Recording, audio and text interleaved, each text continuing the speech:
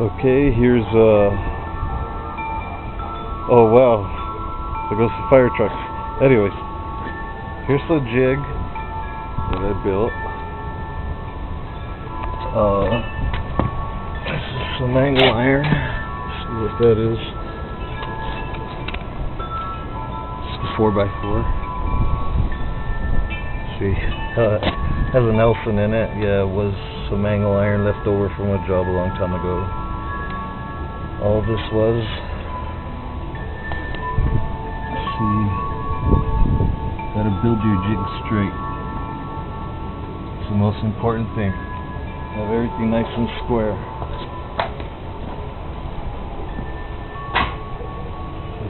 I had a splice on there. You can splice a whole bunch of angle iron together as long as you do it straight. And when you look down the tire, you look down the jig, you look right down the middle, and make sure everything is plumb and square. See the level? Now literally from here, you could just start building your frame right onto that collar. You have pipe bender. I like to see how I just have them with the clamps. You can put little tacks on there, but you don't want those permanent. You want to be able to take them off and move that up and down, so the next project that you work on, this is, you know, will fit any size bike. And do this to your jig. I got one of these, and I scored a mark there, and scored a mark there. So I get my measurements from these marks here, and these ones here.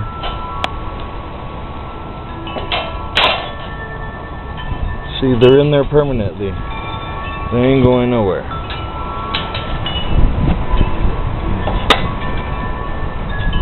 Hit it real hard with a hammer.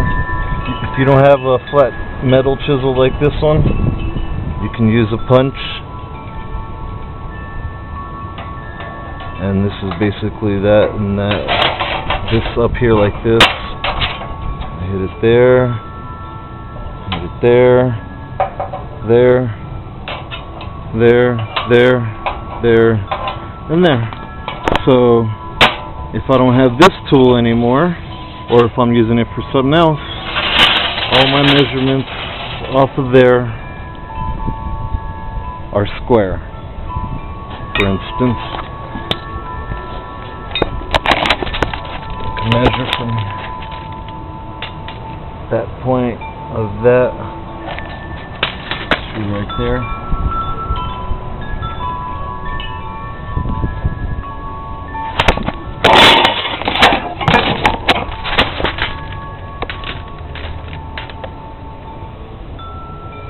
Okay, see? Take your measurement.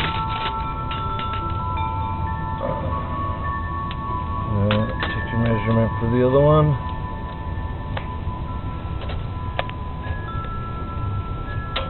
And we know that these two are perfectly square now. We don't have to weld them. If you're going to weld, you don't have clamps, I would suggest put a little tiny tack there and one little tiny one over there, or actually put one on the inside here, a little tiny one, and a little tiny one over there. And then when you want to move them, you just grind that little tiny one off right there, and you disassemble this top part up here, push that over that way, and it falls right off. Okay, there's that. You see how everything is nice and straight?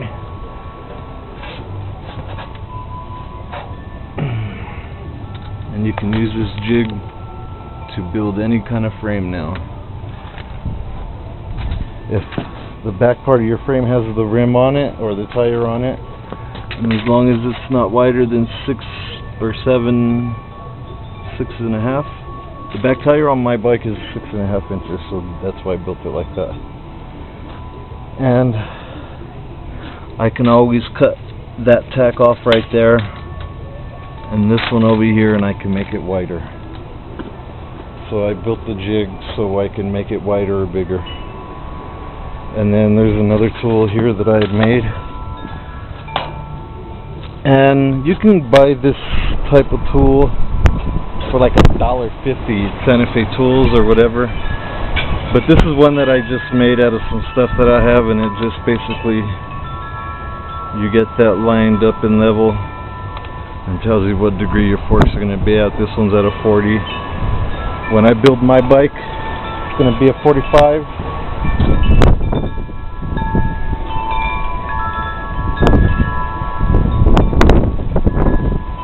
So this is a basic chopper jig,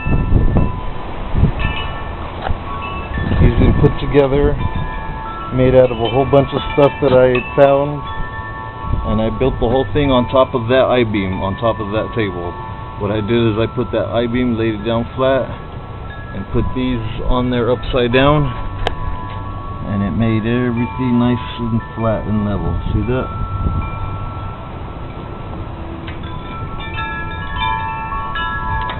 Everything nice and straight.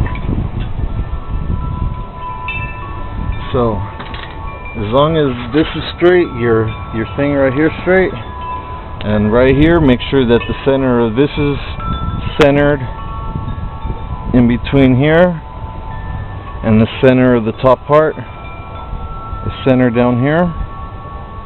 Drop a line, string line. Make sure, drop 2 string lines, make sure that it's centered before you start welding your frame to the collar there. And that's basically all you need to get started in chopper building, or actually frame building. This is even better than chopper building, because you could build any frame with this, any rake you want. I like a 45 because if you think about it, when you're riding, it puts less stress on your forks. Let me see, we got all of that. Let me show it to you one more time, that way you can get a really good look at how I built this. And make sure that when you build it, everything is nice and plain. Flat.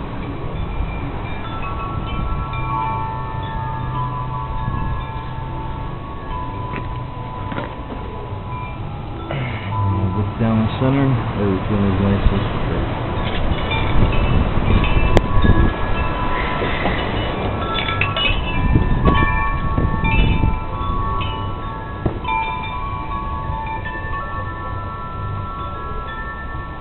See that? Right to the middle. Didn't even try. So it's all nice and even.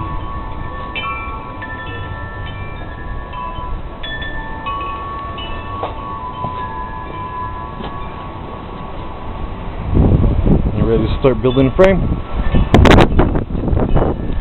All you need now is a motor and mock-up.